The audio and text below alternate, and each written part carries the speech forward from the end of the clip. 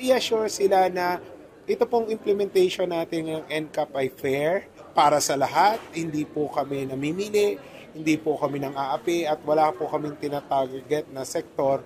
At ang ano po namin dito, ito po ay para sa disiplina at safety ng lahat.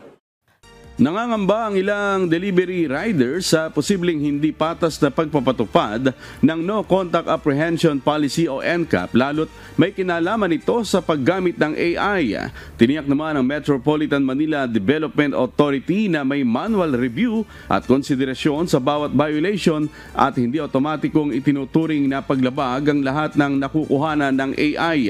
Ayon kay MMDA Chairman Attorney Romando Artes, may puso ang proseso dahil may taong sumusuri sa bawat kaso at hindi tinatarget ang kahit anong sektor.